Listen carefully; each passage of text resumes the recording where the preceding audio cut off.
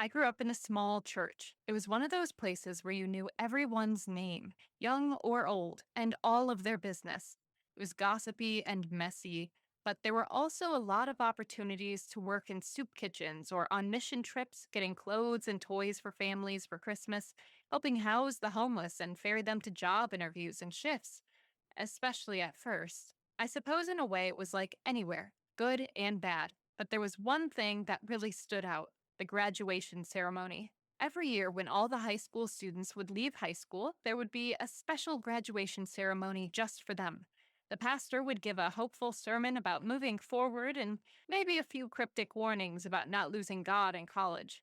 And then the grads would line up in the front and everyone would pray over them. But the part that made it stand out, the worst part, the part that really filled me with dread, was the pictures. Before the sermon, a slideshow would play on the projector, and they were all photos that the parents sent in. They'd cycle through while everyone found their seats, greeted each other, and they were all bad photos. Naked baby photos, kids in the bathtub, diapers covered in spaghetti sauce, awkward middle school photos, kids on the toilet with no toilet paper. The photos were just beyond humiliating. I still have the vivid memory of being too little to see, so my mom or my dad had stood me on the back of a pew to look over people's heads at the photos, and I saw this one girl hiding her face behind her graduation cap. It was way back then, before I could even read, that the first spark of horror hit me. It was, in some ways, a distant fear that became worse over time.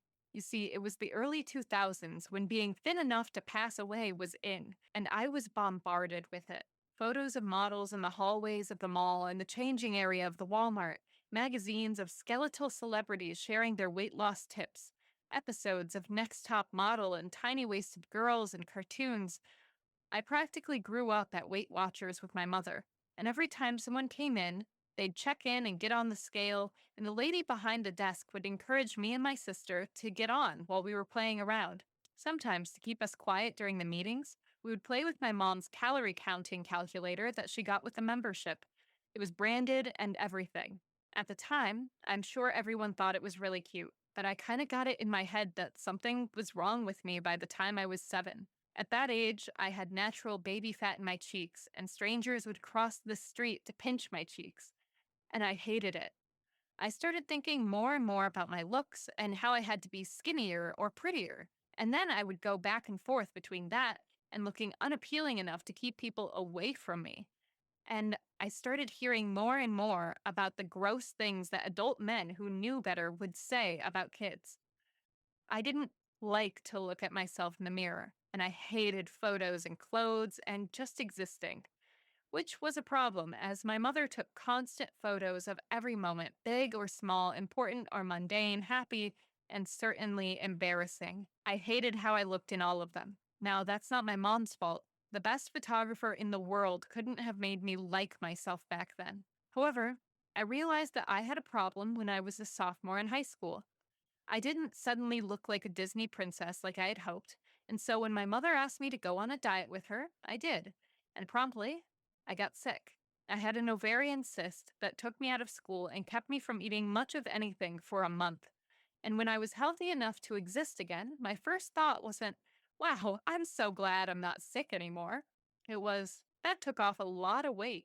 I should do that again. And keep in mind, the biggest I've ever been in my whole life is a size 8, 155 pounds. And it really sucks because I never thought that about anyone else around me. I never looked at my friends or my family and thought, you're disgusting, you're gross. But I did that every day to myself. It was around that time that I realized that my need to drop weight was unhealthy. But I didn't want to talk about it or ask for help. So I didn't. I kind of classified it as a later problem. I didn't do any more diets, which was good, but I completely avoided the mental subject of weight, which didn't solve anything.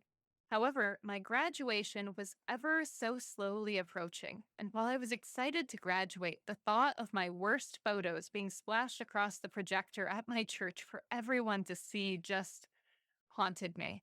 It made me feel actively sick, and I knew it would be really bad for my mental well being. So, I did what I always did with every little thing: I prayed. From when I was little enough to stand on the pews to look at the stage to the time I was nearly ready to leave high school, I constantly prayed. And the subject of the graduation ceremony at my church came up more often than anything else, I fear. Funny enough, I even had a back injury, and the ceremony was the more pressing issue for me. And a week before, this weird sense of peace came over me. I didn't feel like I had to pray about it anymore. I just knew the pictures wouldn't go up. And they didn't. The Wednesday night before the graduation ceremony came, a storm swept through the town. I don't remember any flooding or downed trees, but I do remember the voicemail the pastor left. Lightning had struck the church steeple, and all the electricity had been blown out. We would have lights and sound back in time for the graduation ceremony, but none of the computers would be back up until the next week. Tragically, that year's graduates wouldn't have their photos shown. Now, feel free to put that down to whatever you believe, be it God, coincidence, or anything else. But for me, it was an answered prayer. It was 1,000 answered prayers. I had years yet before I'd start to unravel all the issues I had with myself and my own body, but I don't think I would have had the chance to start liking myself if it weren't for that lightning bolt. It doesn't matter what you look like. Big or small, ugliness or beauty is about the soul. It's cliche, but it really is about the kind of person you are or that you want to be. So aim for that and don't let anyone tell you how you should look. Humanity itself is beautiful in all the different shapes and sizes. And one day, I hope we can all look in the mirror and see the good first.